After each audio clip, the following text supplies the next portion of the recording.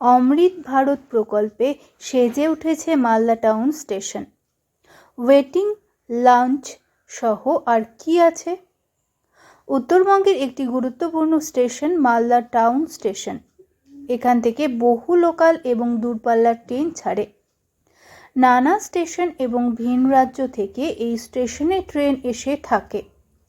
মালদা ডিভিশনের মোট 12টি স্টেশনে অমৃত ভারত প্রকল্পের কাজ রয়েছে। তার মধ্যে অন্যতম মালদা টাউন। অমৃত ভারত স্টেশন প্রকল্পে এবার আধুনিক রূপে সেজে উঠল মালদা টাউন স্টেশন। এয়ারপোর্ট টার্মিনালের আদলে গোটা স্টেশন চত্বর সাজিয়ে তোলা হয়েছে। অমৃত ভারত স্টেশন প্রকল্পে চলা এই বিশাল কর্মকাণ্ড এখন সকলের চোখেই পড়ছে। অমৃত ভারত প্রকল্পে মালদা টাউন স্টেশনের এই ঝাঁ চকচকে ব্যবস্থা সকলের নজর কাড়ছে।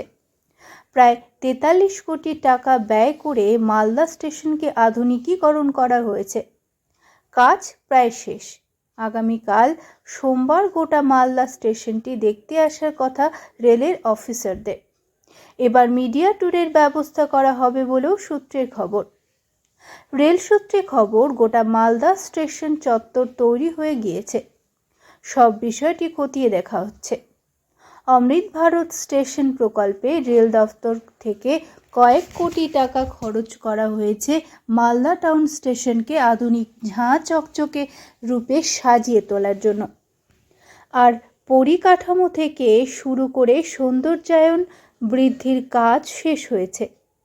2টি পর্যায়ে কাজ করা হয়েছে। এবার ডিসেম্বর মাসেই নতুন রূপে পথ চলা শুরু করছে মালদা টাউন স্টেশন।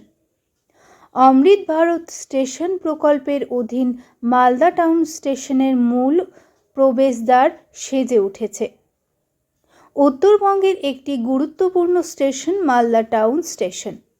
এখান থেকে বহু লোকাল এবং দূরপাল্লার ট্রেন ছাড়ে। নানা স্টেশন এবং ভিন রাজ্য থেকে এই স্টেশনে ট্রেন এসে থাকে।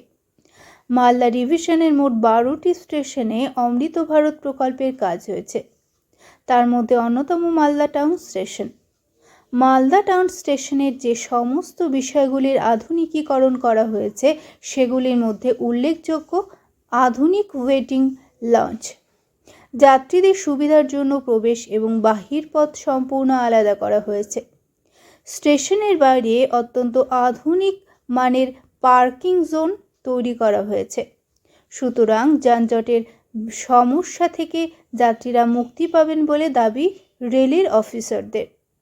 এছাড়াও সৌন্দর্যায়ন ও পরিবেশ রক্ষার জন্য নানা রকম গাছও লাগানো হয়েছে।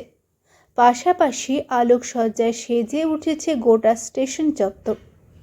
এই স্টেশনের পথের সঙ্গে সোজা ফুট ওভার ব্রিজের যোগ রয়েছে। একাধিক অফিস এবং বাণিজ্যিক ভবনের সম্প্রসারণ হয়েছে। এখানে ফ্লোরে টাইলসের কাজ, ফলস সিলিংয়ের কাজ।